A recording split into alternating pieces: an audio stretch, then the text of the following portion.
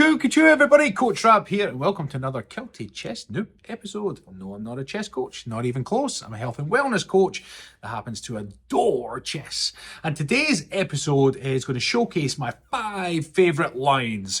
So lines in chess are rehearsed positions that have been drilled for quite a few decades now, some of them over a century, and they're lines that are well known that get you into a good position, usually from the opening.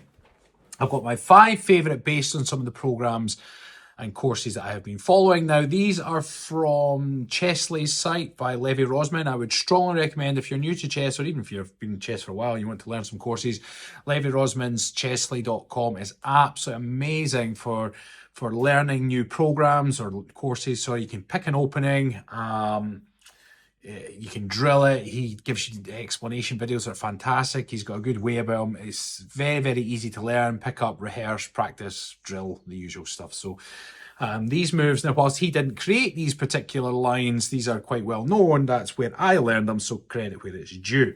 So these 5 different lines, some of them are checkmate, some of them are just, I think they're all but one checkmate or all but 2 checkmate, but they're very, very strong positions, which I quite like. Okay, first up, we have the Vienna copycat variation. So there's lots of different chapters to Vienna based on what your opponent plays. I started off learning Vienna. It's the first opening I learned for white via Chessly, which I quite liked. It's an e4 opening where you push the e4 pawn. Black usually responds and you bring the knight out to c3. Now in the copycat variation, it's exactly as it sounds. Your opponent is just mimicking all your moves. So we bring the bishop out here, they bring their bishop out. Now this is where the magic starts to happen in the copycat variation, why you can get in a really strong position and you can imprison your opponent's queen.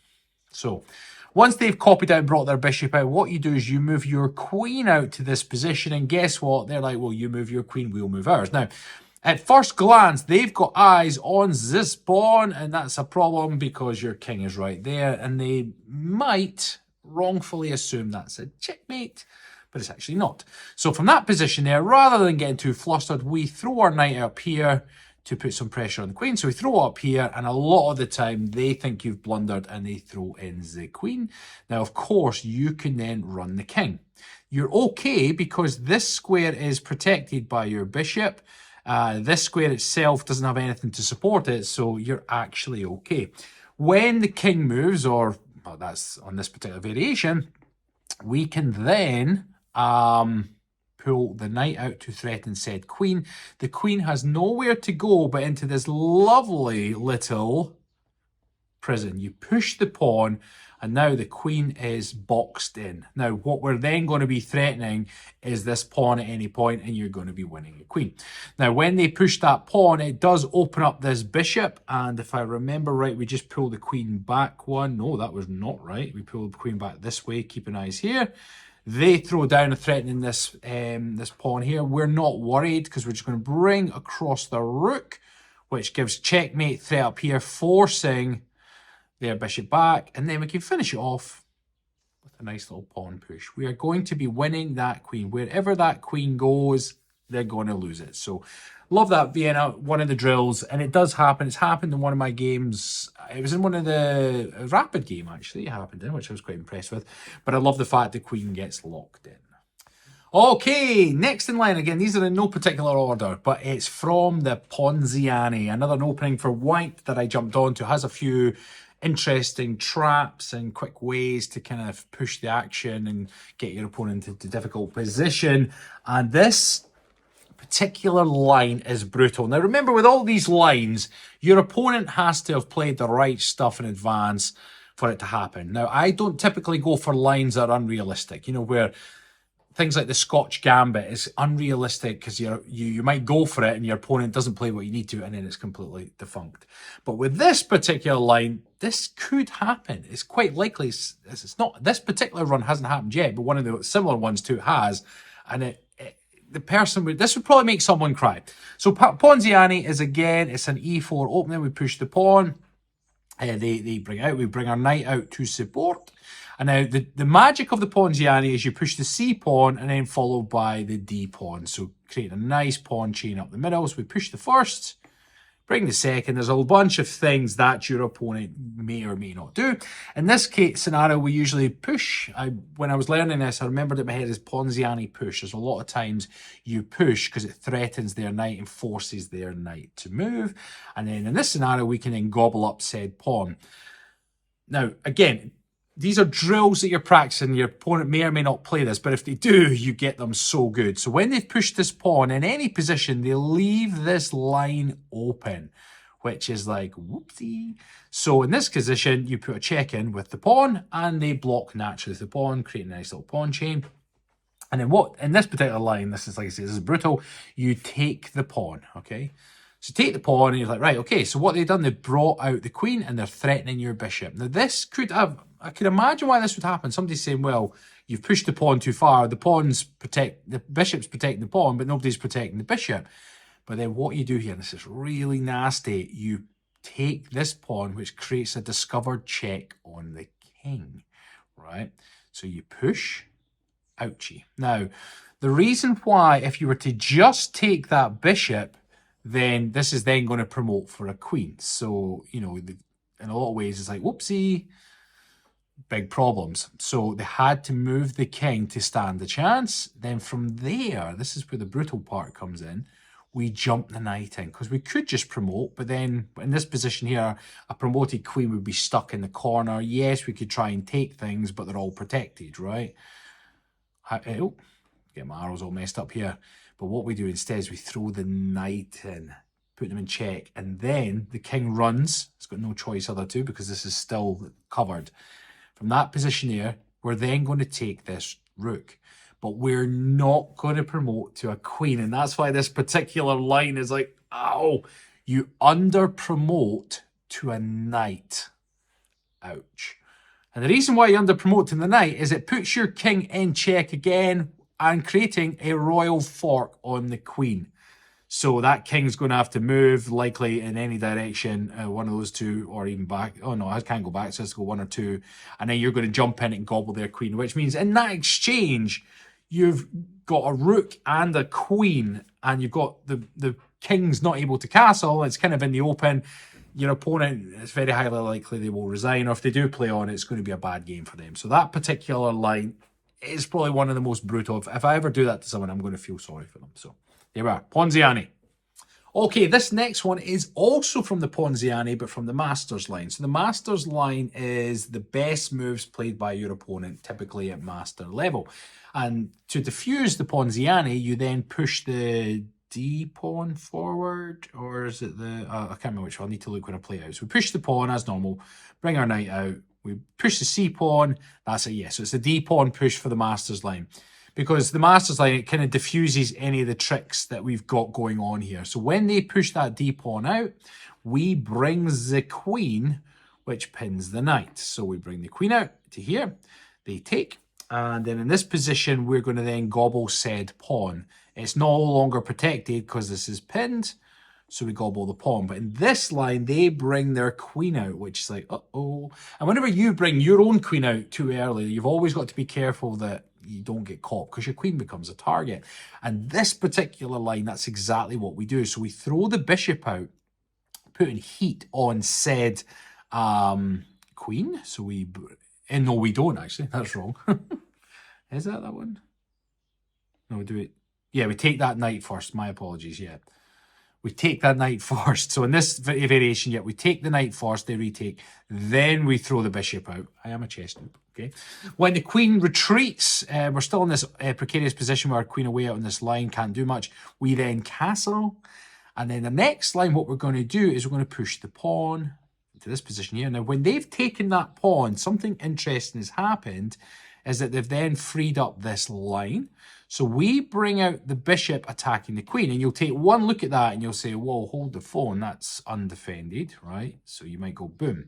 Now, whilst that's the end of the drilled line, what happens after that? If this queen doesn't get out of danger, if it decides to take, right? If it takes, you then sack your bishop on f7. The king can either move or take, and then you gobble their queen. You see that? So you're attacking their queen. They have to move. If they don't move, you're going to lose the queen for a bishop. It's a queen for 2 bishops, potentially, because if they take this one, you're losing 1 bishop. You're then going to sack this bishop. They might take it. They might leave it. It's likely they're going to take it. But then you're going to gobble their queen. But remember that a bishop's worth 3 and a queen's worth 9. So you're still +3 on that exchange. 2 bishops down, 1 queen up. And then they're in a bad position, because if they have taken, they've lost castling rights. They would have to manually castle afterwards, which is not a great play. So that particular line, any line where you gobble their queen not long into the opening, that one's going to sting. Okay, the next one is from the Traxler. Now, the Traxler is a opening for black that counters the fried liver attack. If you don't know what the fried liver is, go and look it up. But the issue is there's loads and loads of traps in the Traxler. It's a fun opening to use because I love the fact that when it works, in other words, if your opponent's trying to do a trick on you, you've got an even more powerful one right back at them, and it catches them with their pants down. I typically only play the Traxler for fun, and usually in fast games if I'm playing Bullet or... Chris, what's the other one? Maybe Lightning Bolt. There's Rapid and there's Blitz. That's it, Blitz. Because Fried Liver Attack is a fast opening that people use for white, and they typically use that in fast games. So I rebound it with the Traxler. Now, this particular drill of the Traxler is a nice, straightforward, clean checkmate. There's a bunch of other clean checkmates as well, but I'm just picking this one because it's satisfying when you drill it, and it's satisfying when you get it in a game. I did get this in a game once as well. So if they're if they're going for fried liver, they push the e4, so then you match it with e5. They bring their knight out, so you bring your knight out, which is going to protect the pawn with this getting attacked. They've brought out their bishop. Now, this is where they're going to start the fried liver, because the fried liver is going to jump the knight in, and between the knight and the bishop, they're going to attack this vulnerable f7 pawn, which is only defended by the king, and it becomes a real pickle. You either lose castling rights, or worse, you could lose your queen or even a rook. So in that position here, right, so that when you establish they're going for the fried liver, you throw your knight out. Great. And then they jump in. And when I used to get so excited in blitz games when this happens, because I'm like, they're going for it. They're going for it. Great. Because again, they could choose to jump in with a knight, and that forks this rook and queen, and it's protected by the bishop. So you're going to lose something usually, which is not great. But what you do with the Traxler in this particular line, which is juicy, is you pull your bishop out. You say, all right, you go for it. I've got something back. So they've jumped in. Again, there is variations when the bishop jumps in and puts you in check, and there's some powerful returns to that too. But I'm just cherry picking this one line. So when they jump in, remember that although they're putting your queen and your rook in danger, it's not technically a forcing move. You don't have to do anything about it if you didn't want to. But what we're about to do, we are going to throw the bishop in and create a check, which supersedes anything they've done. You have to deal with the check first and foremost. So we sack our bishop against that king. Now, there's a lot of things. There's things the king doesn't take and the king takes, and then what the king does afterwards. But this one particular drill is juicy, because once the king takes, you then throw in the knight, which again puts your... puts the king in check. And again, all the while, your queen and your rook are just sitting ducks. They're just sitting there waiting to be taken. So you've been doing a couple forcing moves via check. So then after this point, this is when you throw the queen out. And they have a couple of options after that, but more often than not, they gobble your rook. So you throw out the queen. Now, what this is doing is this putting eyes over here. They've gobbled your rook. They've got greedy. So initially, they don't potentially see the threat. The king's behind here. It's not in any danger. Their queen's ready to come out if it needs to and bring the rook along to this line. They've gobbled your rook. They've still got eyes on this corner. They're not too concerned. But this is one of the cleanest lines of the Traxler. So then the next move you do is you bring the queen along to the f4 square, putting the king in check. The king runs from the check. Then from that position, you make use of your other knight to put him in check again. Now, you'll notice the king had nowhere to run to. This square was covered, this square was covered. It was in check, couldn't go there for the queen, has to run up the way. And then guess what? Checkmate. Nice and clean. What was that? 10 moves. Now, there is other Traxler lines that do that. It's worth it. It's an opening. It's a fun opening to do. There's a bunch of variations where you end with checkmate or you gobble their queen, which is good fun. So I don't play it all the time, but when I'm playing Blitz, it's quite a nice one. And if it comes up, like if somebody plays E4 against me in Blitz, I just go for the Traxler to see if I can. Because so many people try the fried liver because it gives them a fast victory. I'm like, I'm going to give you something back. So it's a beautiful return fire. And last but certainly not least, we have the Alpine Sicilian. So the Alpine Sicilian is an opening for white.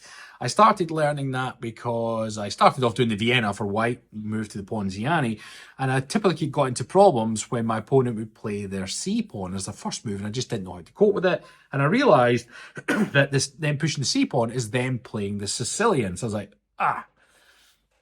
So the Alpine Sicilian is a nice counter to when your opponent as black plays the Sicilian.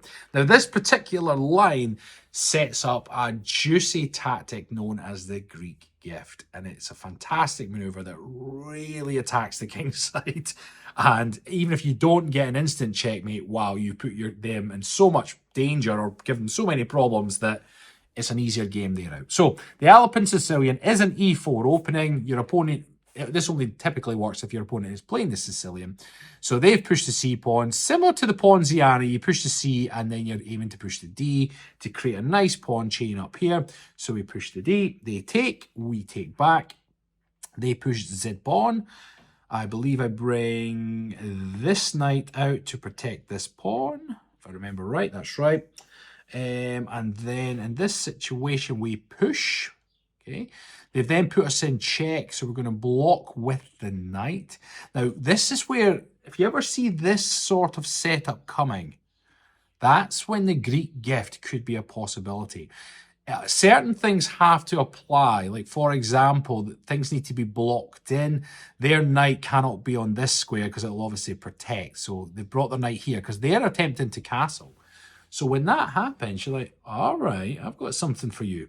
Because not only are they attempting to castle, we've got our knight in our prime location and our queen also have eyes on said square. So in this position, if you ever see a nice line coming up here with everything blocked in to protect, you bring the bishop out, which has eyes on this corner. Normally they bring their knight to that square because they're planning to castle. And if they're not aware of this attack, it can be a bit ouchy because you sack your bishop on h7. The king can take. More often they take, but if they don't, they hide in the corner. You can just bring it back and it's still devastating regardless. When they do take, guess what? Bring in the knight, check again, so it's forcing moves. Then we bring the queen up. So it sets it up quite nicely for a checkmate on this square. Often they will move their rook first, okay? And when they do that, you then want to send the queen in to gobble the f7 pawn, which will put the king in check, force the king back to the corner again. Then you bring the queen back, puts them in check again. And if I recall, I would need to play it out to remember, but there's a beautiful way to get checkmate in that position. I would need to play it all out, but I'm just a noob, so I can't see it just off the back. So there we have it, people. There's my 5 favourite lines for now. Again, there's so many different awesome lines, and these particular lines, whilst you can drill them, you're still at the mercy of what your opponent plays. But remember that I drill a couple hundred lines every single day, and the more games you play, these things do come up, and it's about knowing how to deal with them when they do. Some of them get you a checkmate, some of them give you a fantastic advantage, which is quite brutal. Others win material and put you in a good position. It's where the memorization comes into chess. So these things come up, you're like, I know what to do in this line. And then usually from the mid-game onwards, these lines, these are typically opening lines because they've been rehearsed because we've got a set starting position. When it hits the mid-game, there's so many hundreds of millions of possible outcomes in chess. That's when you really start to play chess. But these particular lines are my current favourites. As I'm learning new courses, I'm learning new positions and new hints and tips. So again, if you are considering it, I would strongly recommend Chessly. There are other sites. I looked at Chess Reps. This is quite good as well. Did that for a while. It doesn't have the same explanations or quality of explanations of Chessly, but it's certainly very, very good for learning. There's a few others. I think there was Lotus Chess I tried for a while, which was very, very good for openings as well. So there's a lot of platforms out there. And with all things, pick an opening and drill it so you become familiar with it. And at least then, as a beginner, you get yourself into a good position to then play chess thereafter. And then you can start looking at strategy and tactics, which I'm actually researching strategy at the moment. Yes. Thank you as always. If you have your favourite lines, feel free to pop them in below, even if you just mention what opening course it's in. If there's a particular line that you can list off, that's great, and it'd be great to hear from you all. Thank you as always. Have a great day.